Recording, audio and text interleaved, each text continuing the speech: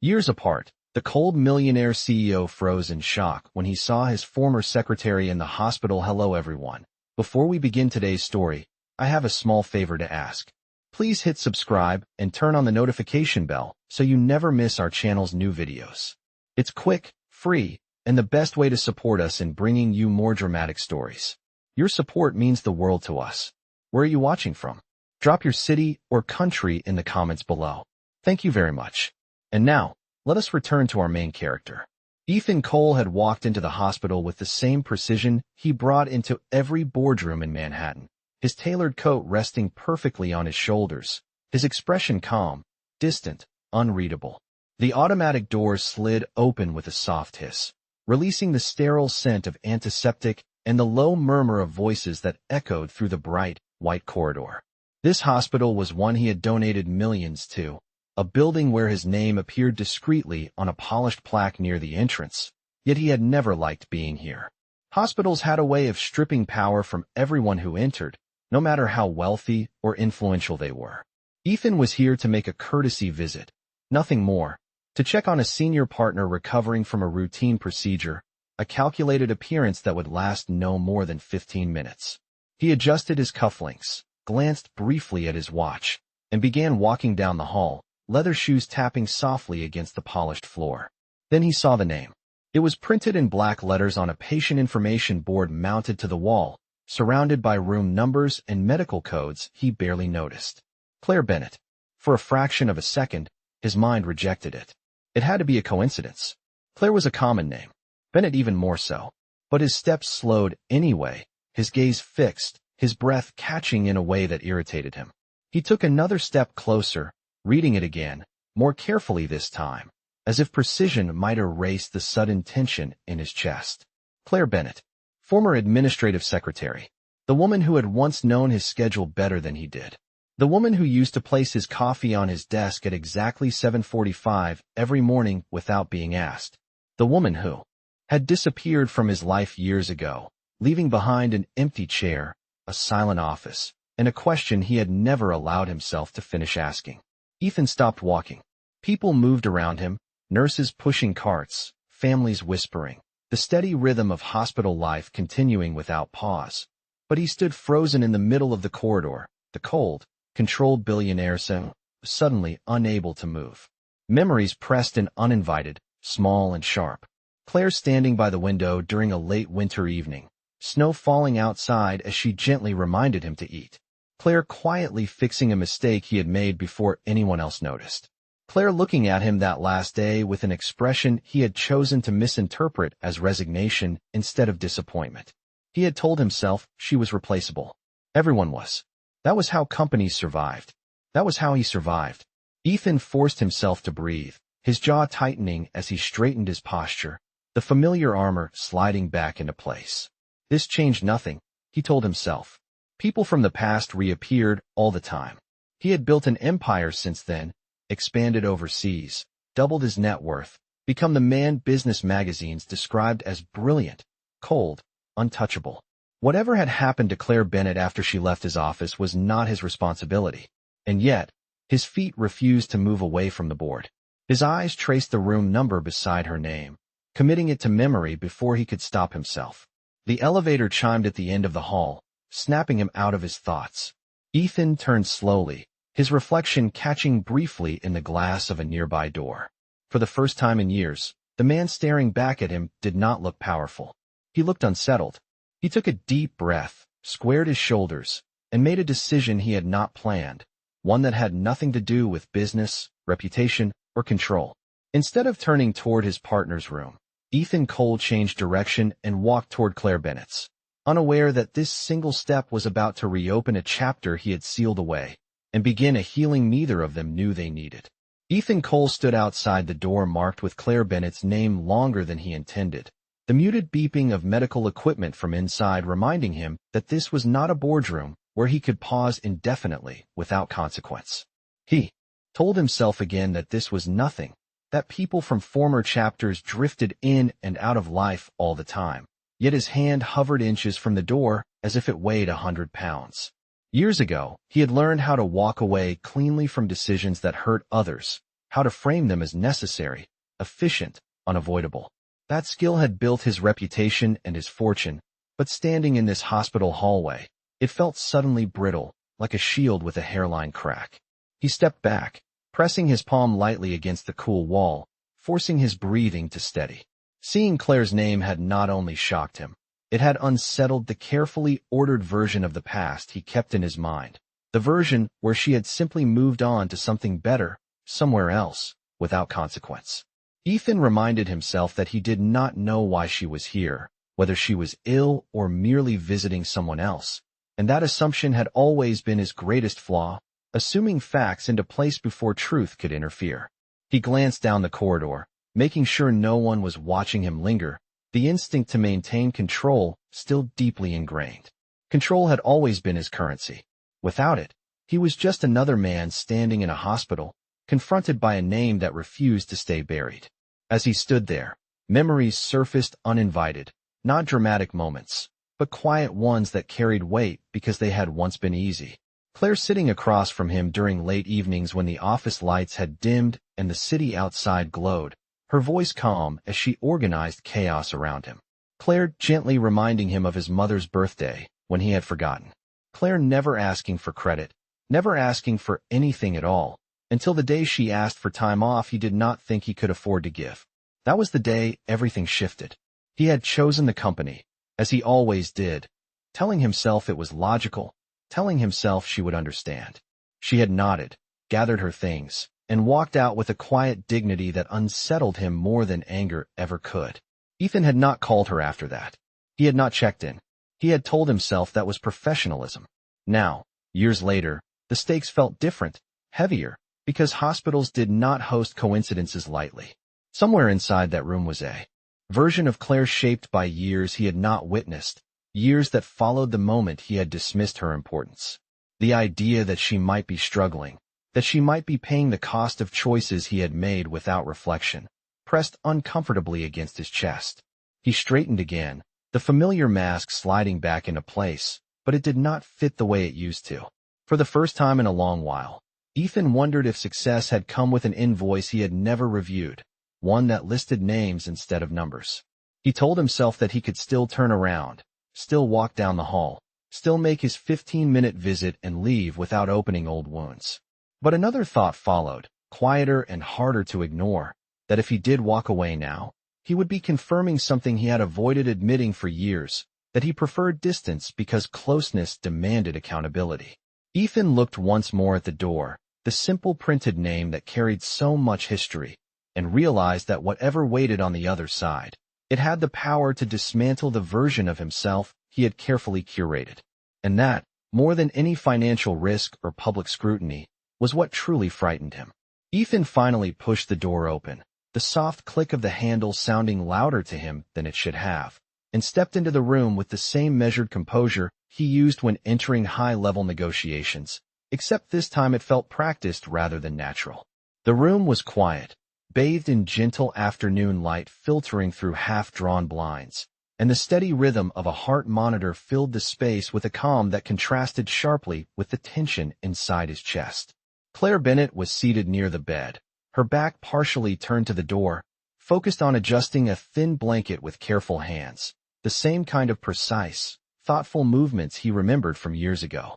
She looked thinner than he remembered, her posture slightly tired, but there was an unmistakable familiarity in the way she moved, as if time had changed the circumstances but not the core of who she was. For a moment, she did not notice him, and Ethan found himself observing details he had never allowed himself to linger on before, the way she smoothed the fabric even after it was already straight, the way she checked the monitor twice instead of once, the way responsibility seemed to sit on her shoulders without complaint. Then she turned, her eyes lifting toward the door, and the recognition was instant. There was no dramatic gasp, no raised voice, just a brief stillness as their gazes locked, the years between them collapsing into a single suspended second. Ethan felt something tighten in his throat as he took in her face more fully, the subtle lines that spoke of stress rather than age, the familiar calm expression now edged with caution. She stood slowly, instinctively professional even here, and gave a small nod that felt both polite and distant. Ethan realized then that whatever version of their past he had preserved in his mind, Claire had moved on in ways he had not witnessed, carrying burdens he had never asked about. He cleared his throat, intending to speak, but found that words came slower in this room, weighed down by context he could not control. His gaze drifted briefly to the clipboard resting on the side table, his name nowhere in sight, and yet the handwriting on the notes struck him with an unexpected familiarity. It was meticulous, structured, efficient, the same handwriting that once filled his calendars and briefing folders, the same quiet competence that had held his professional world together while he focused on ambition. The realization unsettled him. Claire had not stopped being who she was when she left his office. She had simply redirected that care somewhere else, somewhere that did not include him. He noticed the way she positioned herself slightly between him and the bed, protective without being confrontational, and it struck him that this instinct to shield others had always been present, even when it went unnoticed. Ethan felt a flicker of something uncomfortably close to guilt, not the abstract kind he could rationalize away, but a specific awareness that her loyalty had once been given freely and had not been valued. The hospital room, with its neutral colors and quiet machines, stripped away every advantage he was used to wielding, leaving no room for status or authority, only memory and consequence. As he stood there, unsure how to begin, Ethan understood that this moment was not about explanations or apologies yet, but about recognition, about seeing Claire not as a former employee or a closed chapter, but as a person whose presence still carried weight. The routines he had once relied on to avoid discomfort did not apply here, and in their place was a fragile awareness that healing, if it was possible at all, would start not with control, but with attention. Ethan broke the silence first, not with the authority that usually carried him through rooms full of executives, but with a careful restraint that surprised even him, asking quietly if she was the one listed as the primary contact on the chart, his voice lower than usual, as if volume itself might disturb the fragile balance in the room. Claire hesitated for half a second before answering, then nodded, explaining in a calm, even tone that she was staying with a family member and helping coordinate care, her words efficient and polite, stripped of any personal invitation. The distance in her manner was unmistakable, and Ethan recognized it immediately as the same professional boundary she had once mastered in his office, except now it was turned against him. He found himself nodding along, listening as she mentioned test results, schedules, and next steps, realizing with a quiet jolt that she was doing what she had always done best, managing complexity without drawing attention to herself. The conversation forced them into proximity neither had planned, bound by shared space and circumstance rather than choice. And for the first time since he had seen her name on the board, Ethan understood that avoidance was no longer an option. When a nurse entered to confirm visiting hours and paperwork, Ethan instinctively stepped aside, but Claire remained, answering questions with practiced ease, her presence steady, reassuring, and deeply familiar. He watched the exchange and felt a strange dissonance, the awareness that while his life had expanded into towers of glass and international flights, hers had narrowed into responsibilities carried quietly, often unseen. As the nurse left, the room settled again into that soft mechanical rhythm, and Ethan realized there was no natural exit that did not feel like another abandonment. He asked if she needed anything, the question awkward in his mouth, and used to offering help without a contract attached. Claire looked at him then, really looked at him, and for a moment the professional calm faltered, replaced by something more guarded, more human. She said no, that everything was handled, and the finality in her tone was gentle but firm. Still, neither of them moved. Outside, the late afternoon light shifted, casting longer shadows across the floor, and Ethan felt the weight of time pressing in, not the abstract time of deadlines and projections, but the lived time of years apart, of unanswered questions, of choices made quickly and rarely revisited. He mentioned that he had not known she was here, that seeing her name had caught him off guard, and the understatement felt almost absurd given the impact. Claire acknowledged this with a small nod, her hands clasped loosely in front of her, and replied that life had a way of rerouting people without warning. The simplicity of the statement landed harder than any accusation. Ethan realized then that being in this room with her was a test he had not prepared for, one that required presence instead of solutions. He offered to step out to give her space, finally recognizing that control here meant knowing when to retreat. But before he could move, she told him quietly that it was all right, that he could stay for a few minutes if he wished. The permission, limited and conditional, felt significant. In that moment, with no agenda to hide behind, Ethan understood that whatever healing might come would begin not with explanations or defenses, but with shared time, uncomfortable, quiet, and honest, the kind he had spent years convincing himself he did not need. Ethan remained seated longer than he had intended, the minutes stretching quietly as Claire resumed her steady routine, checking the monitor, adjusting the pillow, making sure a glass of water was within reach for when it would be needed, each action deliberate and unhurried.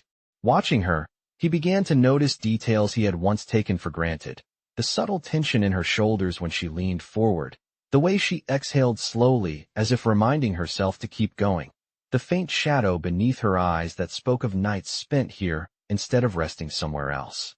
This was not the composed assistant he remembered who never appeared tired, never missed a detail, never asked for help. This was someone carrying more than she allowed herself to acknowledge. When she reached for the chair again, her hand paused briefly on the backrest, just long enough for Ethan to notice the small wince she tried to hide, and something in his chest tightened. He asked if she was all right, the question simple but sincere, and Claire smiled reflexively, assuring him she was fine, that it was nothing.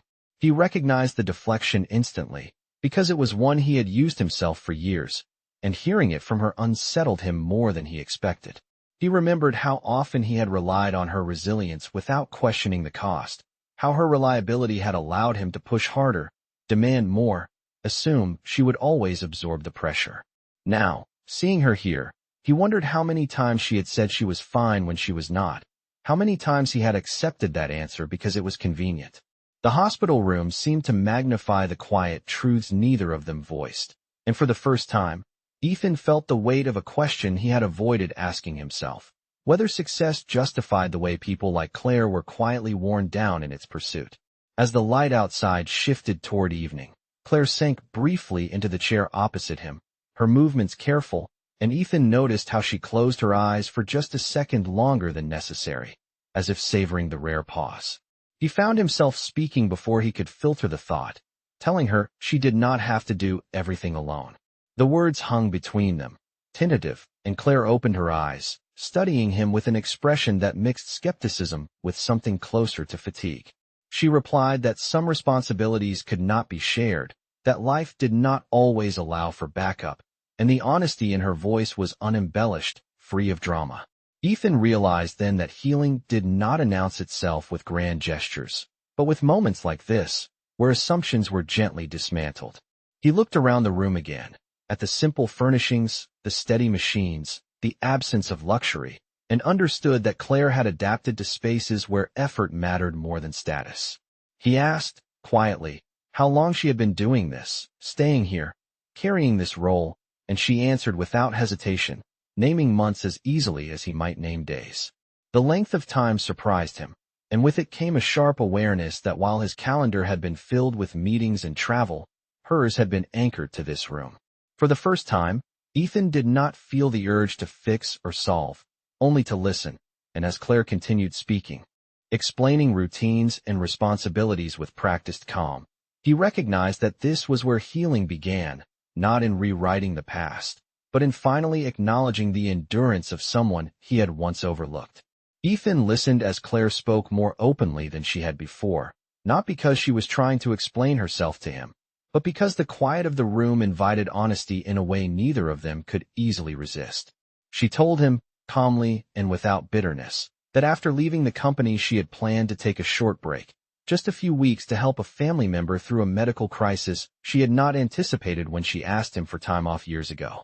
She explained that the situation had escalated quickly, that what she thought would be temporary became long-term, and that returning to her old role was no longer possible once the window had closed. Ethan felt the words land slowly, each one pressing against memories he had edited to suit his narrative. He had remembered her departure as a choice, a clean decision made by someone who could afford to walk away. but hearing her describe the reality reframed everything. Claire spoke of juggling appointments, insurance calls, and overnight stays, of learning medical terms she had never needed before, of putting her own plans on hold without ceremony because someone else needed her more.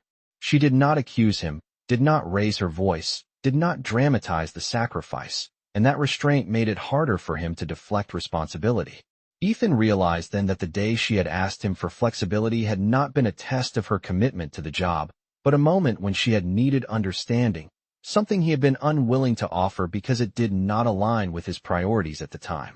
He felt a familiar urge to justify his decision, to explain market pressures and deadlines, but the impulse faded as quickly as it arose, replaced by a heavier awareness that no explanation could change the outcome. Claire continued, mentioning that she had found other work when she could, that she had adapted as she always did, but there was a quiet finality in her tone when she admitted that certain paths had closed permanently. Ethan noticed the way her hands folded together as she spoke, steady but tense, and understood that this was not a confession meant to seek sympathy, but a statement of fact, a truth she had long since accepted. The realization unsettled him deeply, because it stripped away the illusion that his decision had been neutral or inconsequential. For the first time, he saw a direct line between his insistence on efficiency and the life she had been forced to reshape. He told her quietly that he had not known, that he would have handled things differently if he had understood the full situation, and the words felt inadequate even as he spoke them. Claire met his gaze then, not with anger, but with a measured honesty that left no room for comfort, and said that knowing later did not undo what had happened, but that being seen now mattered more than apologies. That statement stayed with him, echoing in the space between them. Ethan felt something shift, a subtle but profound change in how he viewed the past, recognizing that the cost of his ambition had not been abstract, but personal, borne by someone who had once trusted him. In that moment, the hospital room became more than a setting for reunion. It became the place where truth surfaced without embellishment, and Ethan understood that healing, if it was to begin at all, would require him to accept not only what he had achieved, but what it had taken from others to get there. The quiet understanding between them did not last long, because truth, once spoken, rarely settles without friction, and Ethan felt the need to respond before silence turned into avoidance. He told Claire that he accepted responsibility for what had happened, that he had prioritized outcomes over people, and that he could see now how that choice had shaped her life in ways he never intended. His words were measured, sincere, but Claire did not immediately soften, and that restraint made the moment heavier. She replied that understanding his regret did not erase the exhaustion she had carried for years, that there were nights she had slept in a chair like this one, listening to machines hum, wondering how different things might have been if she had not been forced to choose between loyalty to work and loyalty to family. Her voice remained steady, but the honesty cut deeper than anger ever could. Ethan felt his defenses instinctively rise, the urge to explain the pressures he had been under, the scale of the decisions he had managed, but he stopped himself, recognizing that justification would only shift the focus away from her experience. Instead, he listened as she continued, explaining that she had learned to rely on herself because there had been no other option, that asking for understanding had felt like a risk she could not afford to take again. The words struck him with uncomfortable clarity, because they exposed a pattern he recognized not only in his relationship with Claire, but in the culture he had fostered, one where resilience was rewarded and vulnerability quietly discouraged. He realized then that this confrontation was not about assigning blame, but about acknowledging impact. Claire told him that seeing him here had reopened questions she had already answered for herself, questions about trust, about whether people in positions of power truly noticed those who supported them. Ethan met her gaze and said that he noticed now, that he saw her not as an employee who had left, but as a person who had endured without recognition. The admission felt insufficient, but it was the most honest statement he could offer. Claire responded that recognition mattered, but it did not automatically rebuild what had been lost, that trust was not restored by words alone. The boundary she set was clear, and Ethan respected it, even as it forced him to confront the limits of his influence. He told her he did not expect forgiveness, only the chance to do better moving forward, to act differently than he had before. The conversation reached a point of stillness then, not resolved, but clarified, like a wound cleaned even if it had not yet healed. Ethan felt the weight of his past decisions settle into something more tangible than regret, something closer to responsibility.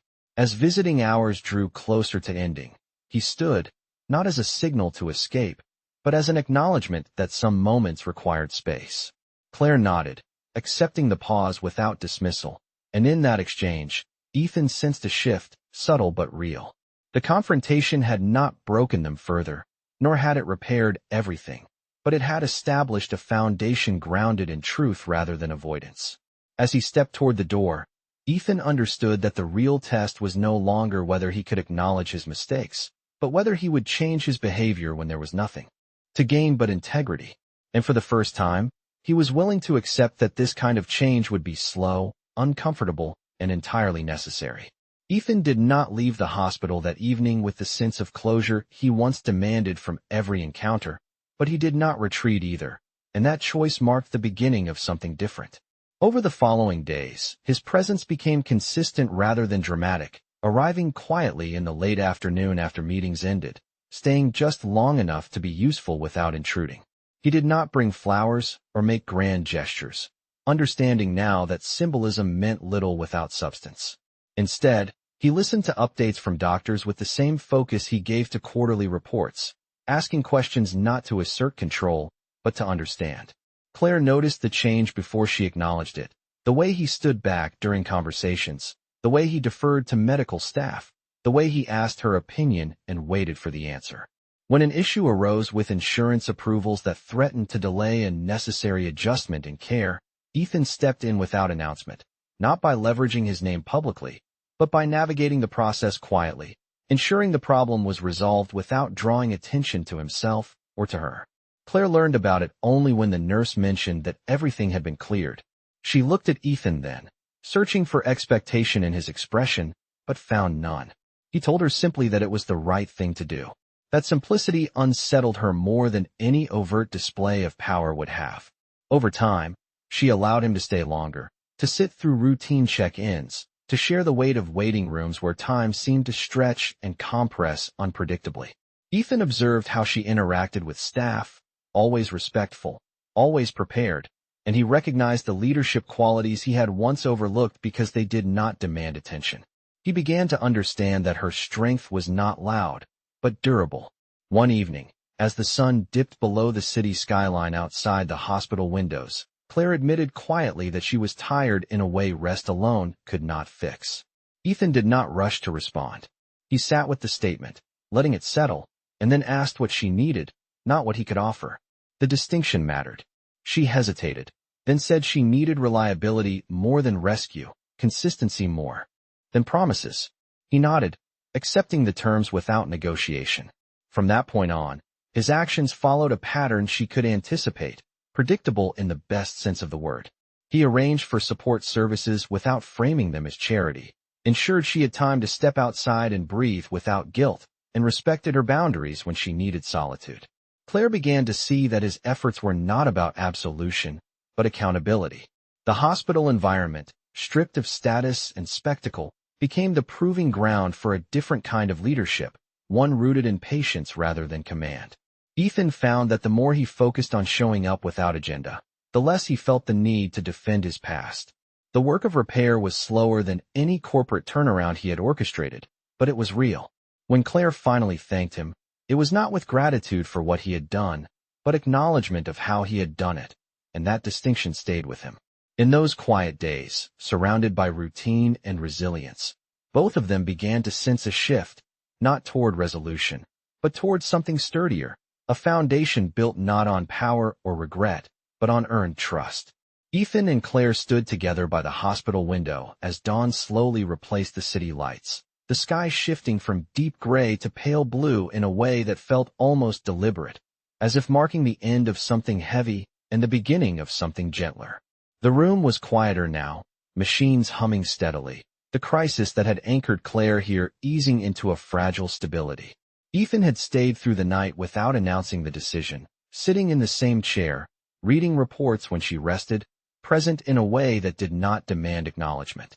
When the doctor finally confirmed that the most difficult phase had passed, Claire closed her eyes and exhaled, the tension in her shoulders releasing just enough for Ethan to notice.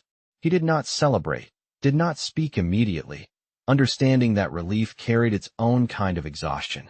Later, as the morning settled in, Claire thanked him again, this time not only for his consistency, but for respecting her pace, for allowing trust to grow without pressure. Ethan listened, absorbing the words without rushing to respond, and then told her that being here had changed how he measured success, that influence without care felt hollow now, that he understood its cost.